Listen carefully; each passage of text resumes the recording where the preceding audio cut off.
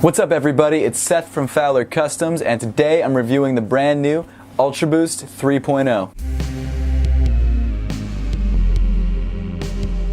Thanks so much for tuning in, guys. Make sure to hit that subscribe button down below if you haven't yet. But with all that being said, let's get into it. So I just got back from Adidas's grand opening of their new flagship store in New York. It's like 4 floors of just crazy shoes. They had a bunch of restocks today. They have my Adidas Ultra Boost now, which is crazy. You can customize your own Ultra Boost. Right now, I think it's some limited colors like gray and teal and things like that. But eventually, they're going to roll out more colors. So it should be good. But the main reason I was really excited to stop by was because I knew that they were going to have the Ultra Boost 3.0, and to be honest, I've been looking forward to the 3.0 basically since I first saw images of them.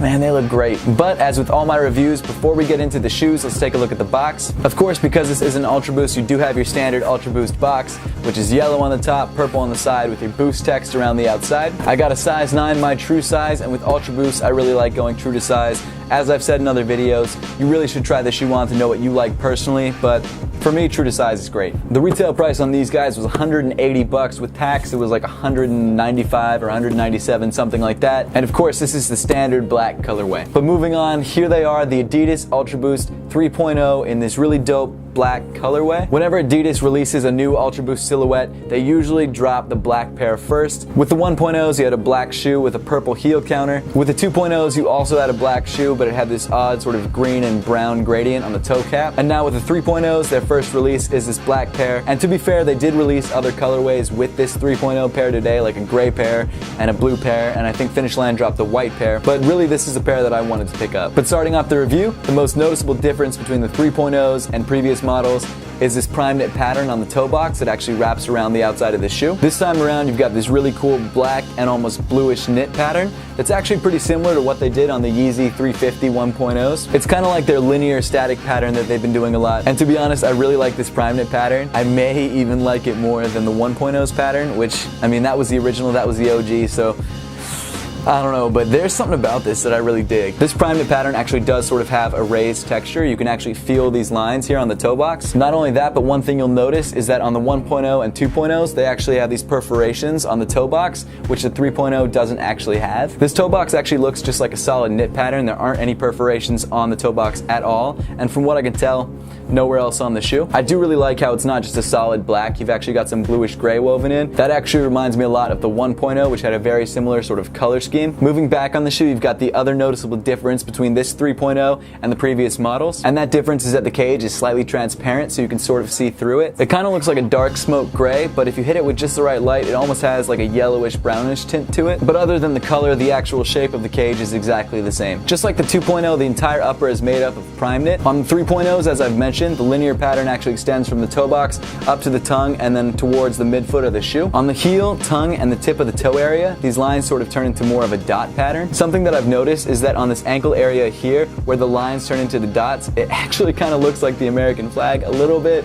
That's not really important at all. That obviously wasn't on purpose, but just something I noticed. Moving to the back of the shoe, you've still got your plastic heel counters, and then on this pair, the Ultra Boost is in silver. On the inside of the shoe, you've got the same black insole with a silver Ultra Boost text that you've had on previous models. The interior of the shoe is almost exactly the same as the 2.0s. In fact, it feels almost unchanged. The padding's in the same areas, they've used the same material on the lining, but to be honest, if it ain't broke, don't fix it. Of course, you've got your Boost midsole, which provides probably the most comfortable experience you can have in any shoe, let alone a running shoe. And then on the bottom of the shoe, you've got your torsion plate in the middle, and then your black Continental outsole. Overall, this is a really great shoe. I mean, it's an Ultra Boost, so you can't really go wrong with Ultra Boosts. It's super comfortable, it's very stylish, it's super popular right now too. You can pretty much buy any colorway, wear it with any outfit, and you're good to go. The 3.0 is very similar to the 2.0s and 1.0s, so if you have any of those, you know what you're getting yourself into with the 3.0s. To be honest, if you already have a pair of 1.0s or 2.0s, there's no real need to upgrade to the 3.0s unless there's a colorway you like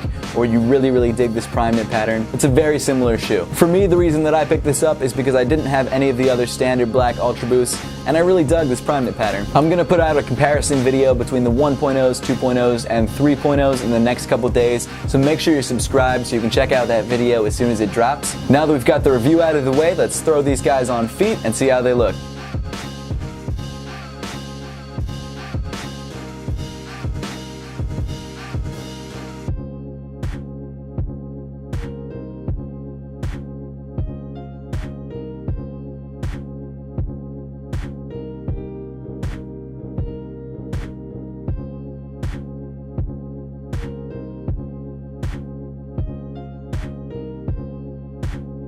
That's pretty much it for the video, guys. Make sure to leave a comment in the comment section down below, letting me know what you think of the 3.0s and if you prefer the 2.0s or 1.0s more. And as always, guys, thank you so much for watching. Please make sure to give this video a thumbs up if you liked it. Subscribe to Fowler Customs if you want to see more content just like this, and follow Fowler Customs in all other forms of social media.